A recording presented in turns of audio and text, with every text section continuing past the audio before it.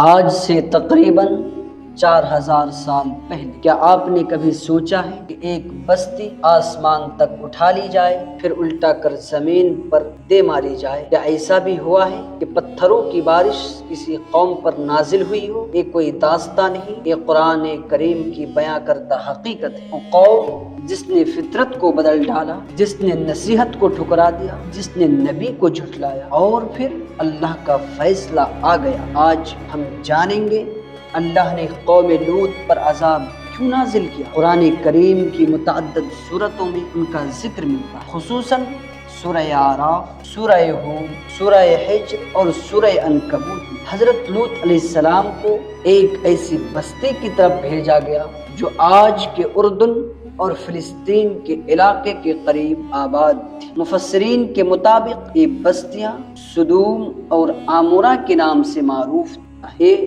وہ لوگ تھے جنہوں نے انسانیت کی تاریخ میں پہلی بار ایک ایسا گناہ عام کیا جسے قرآن نے فاحشہ قرار دیا۔ سورہ اعراف آیت 80 میں اللہ تعالیٰ فرماتے ہیں، کیا تم بے حیائی کرتے ہو اور جو تم سے پہلے دنیا والوں میں سے کسی نے نہیں کی؟ یہ صرف گناہ نہیں تھا، یہ کھلی بغاوت تھی، فطرت کے خلاف اعلان جنگ تھا۔ سورہ عنکبوت آیت 29 میں واضح الفاظ میں ہی تم مردوں کے پاس شہوت سے آتے ہو، راستے کاٹتے ہو اور اپنی مجلسوں میں برے کام کرتے ہو۔ حضرت لوط علیہ السلام انہیں بار بار سمجھاتے تھے، اللہ سے ڈرو، اپنی اصلاح کرو، میں تمہارے لیے امانت دار رسول ہوں، لیکن جواب کیا ملتا؟ طنز، ہنسی، دھمکی۔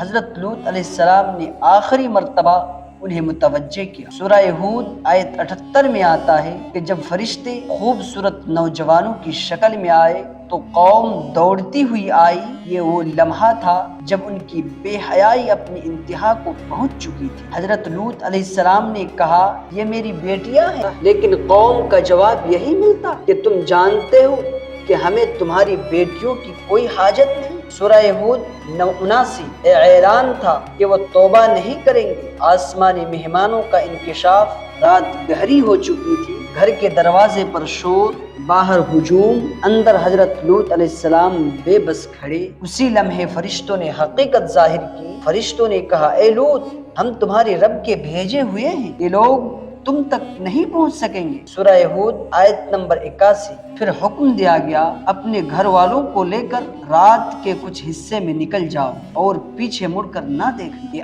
آخری مہلت تھی، لیکن دل گھر کے اندر ہی رہ گیا۔ وہ تھی حضرت لوط علیہ السلام کی بیوی۔ قرآن سورہ تحریم آیت 10 میں اسے خیانت کرنے والوں میں شمار کرتا ہے۔ وہ ایمان نہ لائی، وہ اسی قوم کے ساتھ رہ گئی۔ پھر اچانک انہیں چیخ نے آ لیا۔ طلوع آفتاب کے وقت ایک زبردست دھماکہ، زمین لرز اٹھی۔ پھر قرآن کہتا ہے، ہم نے اس بستی کو الٹ دیا اور ان پر پکی ہوئی مٹی کے پتھر برسائے۔ سورہ ہود آیت 82۔ روایت میں آتا ہے کہ حضرت جبرائیل علیہ السلام نے ان بستیوں کو اپنے پر کے ذریعے آسمان تک اٹھایا، حتیٰ کہ فرشتوں نے ان کے کتوں کے بھونکنے کی آوازیں سنی، پھر انہیں الٹ دیا۔ یہ تفصیل تفسیر طبری میں نقل کی گئی ہے۔ پتھر نشانہ لے کر ہر مجرم کے نام کے ساتھ سورہ زاریات آیت 34 میں آیا ہے، یہ پتھر نشان زدہ تھے۔ یہ عذاب صرف موت نہ تھا، یہ عبرت تھی۔ آج بھی بحر مردار کے علاقے